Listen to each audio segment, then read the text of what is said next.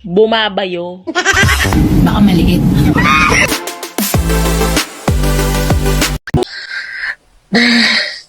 Bago ako mamatay, may pagtatapat ako sa'yo. Ano yun? Huwag kang magagalit, ha. Yung bunso natin, hindi mo anak yun. Anak ni pare yun. Huwag ka nang magsalita masyado. Matagal ko nang alam yan. Kaya nga kita nilason eh. Kuya, iniwan ka ba? Baka maliit.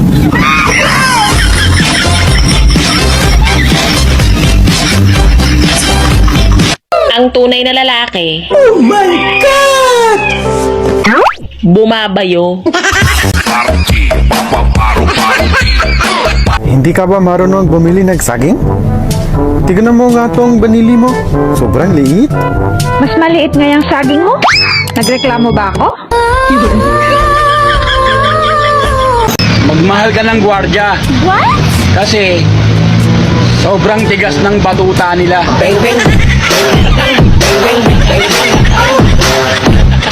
Huwag mong paglaruan ang puso ng babae. Dahil nag-iisa lang ito. Okay lang paglaruan mo ang dibdib. Dahil dalawa naman yan.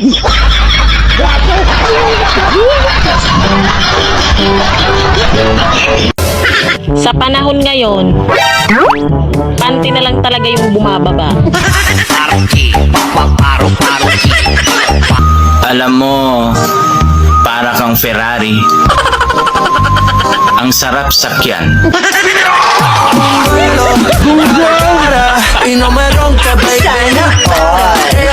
Sweetheart, salamat sa sobrang alaga mo sa akin, ha? Siyempre naman, sweetheart.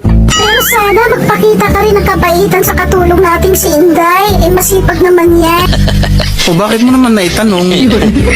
Kasi napansin ko tuwing madaling araw, kinukumutan mo ako. Samantalang si Inday, tinatanggalan mo ng kumot.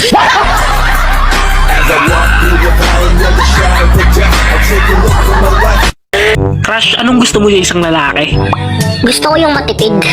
Kanina pala, sumakay ako sa jeep tapos hindi ako nagbayad. Gusto ko yung mas matipid. Tapos humingi pa ako ng sukle. Lahat naman bagay sa akin eh.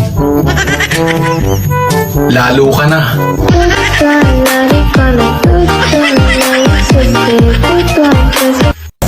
Ang mga lalaki, pagmahal talaga yan. Maalaga at maalalahanin. Hindi ka niya ipagpapalit. Dadagdagan ka lang.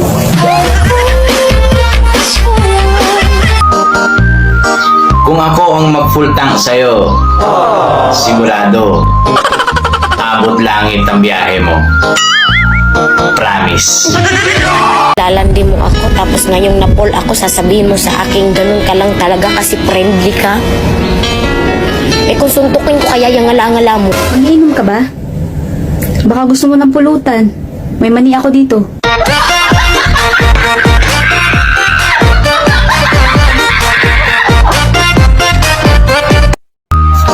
Kuya, maasahan ko ba ang boto mo sa darating na eleksyon? Opo, ate. Huwag kang mag-alala. Ibibigay ko sa'yo ang boto ko. Sana all! Dako kay kog pangandoy. Dako pa jud kog tutoy. Langga ako, isa ra gid akong pangandoy. Ang maigo ka na akong tumoy.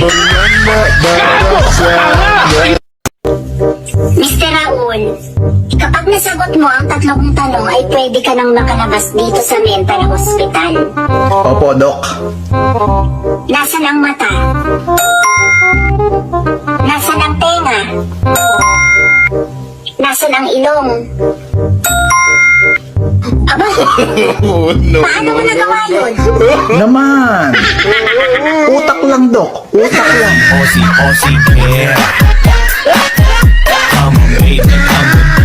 Sa lahat ng babaeng nagsasabi na lahat ng lalaki manloloko, shout out sa mga tatay nyo.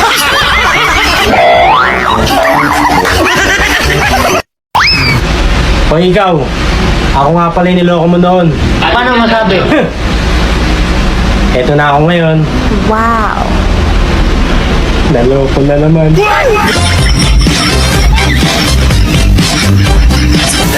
Yung nag-meet kayo ng kachat mo, tapos pag-uwi mo ng bahay, naka-block ka na.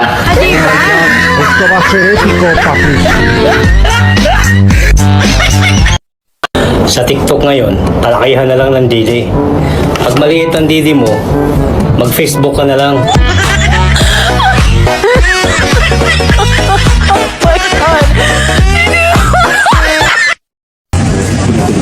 Tito Butch, sabongero ka, no?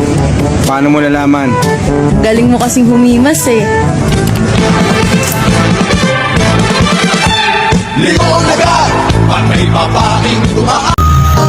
Kung ako ang jowa mo, dadalhin kita sa mamahaling lugar.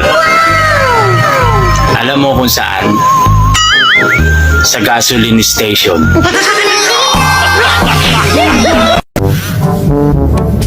Huwag kayong matakot magmahal sa may anak na. Hindi nga kayo natakot sa may asawa.